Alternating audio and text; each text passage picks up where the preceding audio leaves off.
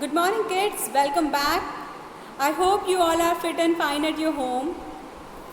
So students, in previous video I explained you about receipts and payment account, and today we will see income and expenditure account, which is given on the NCERT page number 12, 13 and 14. Today we will discuss all these pages.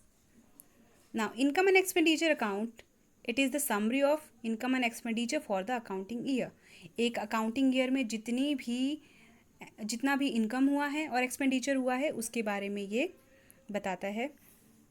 अब यहाँ पे ये बिल्कुल और बिल्कुल similar है profit and loss के according. अच्छा स्टूडेंट्स, अभी जैसे मैंने आपको बताया था कि रिसिप्ट्स एंड पेमेंट अकाउंट में जितनी भी इनकम या जितना भी कैश रिसीव हुआ है हमको उन सब की एंट्री करनी पड़ती है.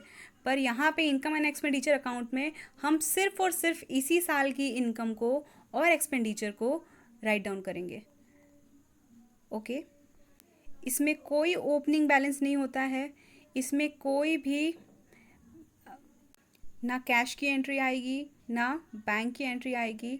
इसमें सिर्फ और सिर्फ इनकम और एक्सपेंडिचर के जो अक्रूवल बेसिस के एंट्री जो होती है वो भी इसमें आएगी.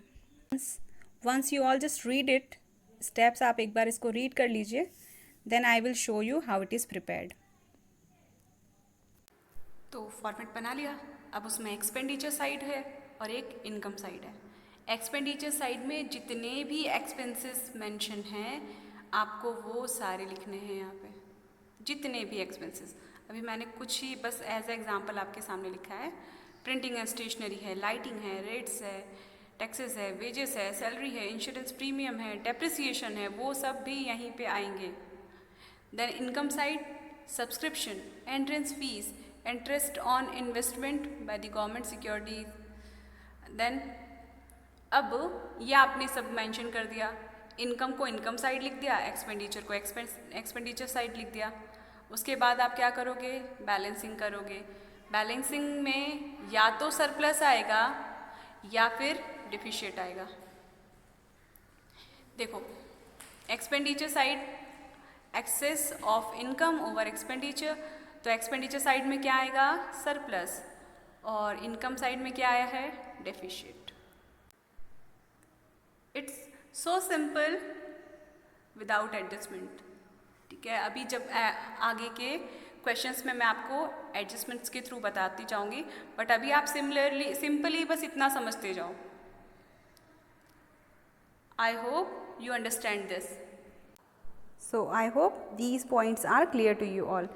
What it is, income and expenditure account is a summary of income and expenditure of accounting year, of a particular accounting year. Then it is just like P&L account, prepare on accrual basis. Then all revenue items only, it involves only revenue item, not capital revenues. Then all expenses and losses, these all are written on expenditure side.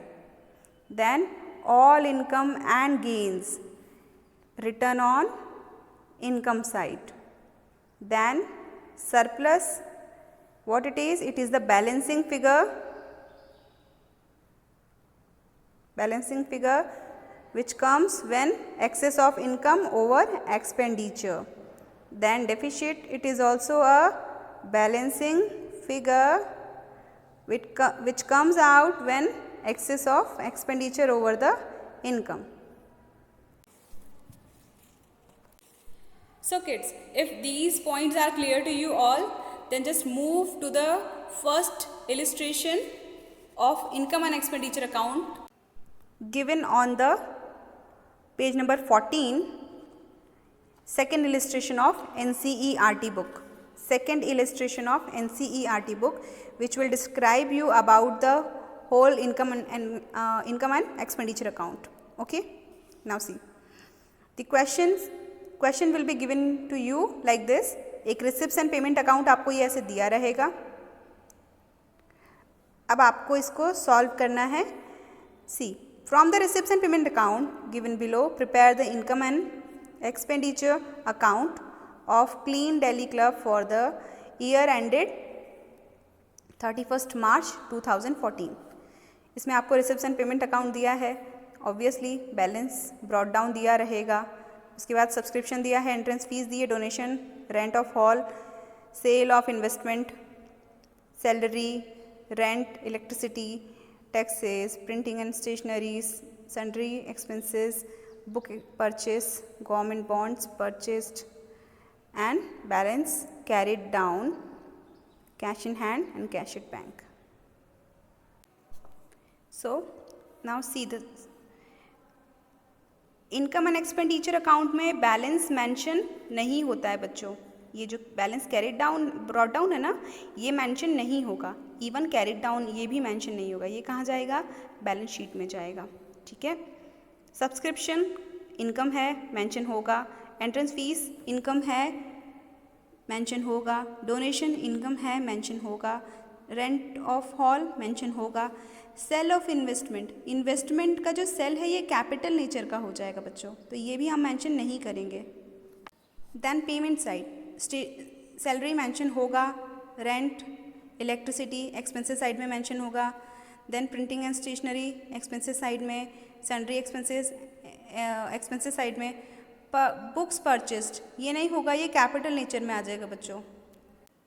Then fix deposit purchase, ठीक है, तो government bonds जो purchase किए हैं ये भी capital nature का है बच्चों, तो यहाँ नहीं आएगा ये। और आप देख सकते हो कि ये परचेस कब हुआ है? लास्ट पे, ईयर के एंड में, है ना, तो हमको ये भी मेंशन नहीं करना है। इसका कोई इंटरेस्ट वगैरह भी मेंशन अभी नहीं होगा। फिर अभी बताया था मैंने आपको, बैलेंस नहीं आता है इनकम एंड एक्सपेंडिचर अकाउंट में, बैलेंस नहीं आता है। तो अब जो भी आइटम हमने लिखा है ये एक्सपेंडिचर साइड में चले जाएंगे, और ये जो हमने मेंशन किए हैं जितनी भी इनकम है ये इनकम साइड में चले जाएंगे। इस बिहाफ पे आप ये अपना फॉर्मेट बना सकते हो।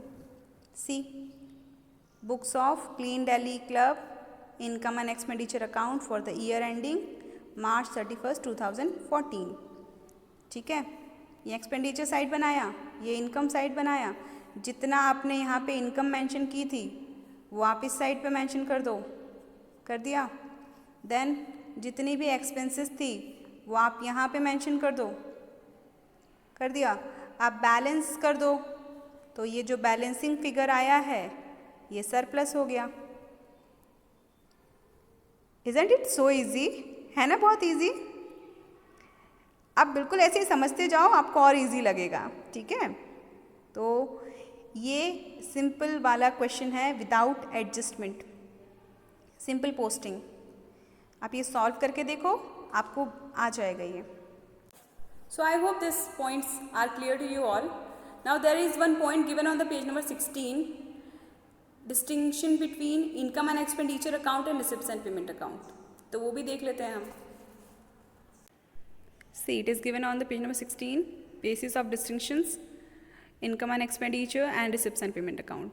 सो nature, income and expenditure account का नेचर कैसा होता है? प्रॉफिट एंड लॉस अकाउंट जैसा। और रिसिप्ट्स एंड पेमेंट अकाउंट का नेचर कैसा होता है? कैश बुक की summary. Then nature of item, income और एक्सपेंडिचर अकाउंट में रेवेन्यू आइटम इंक्लूड होते हैं और इसमें कैपिटल नेचर के। So it includes revenue as well as capital nature. Okay, now period, ये केवल करंट पीरियड को इन्वॉल्व करता है, जैसे मैंने अभी आपको समझाया। Then it includes preceding year, succeeding period and current year also.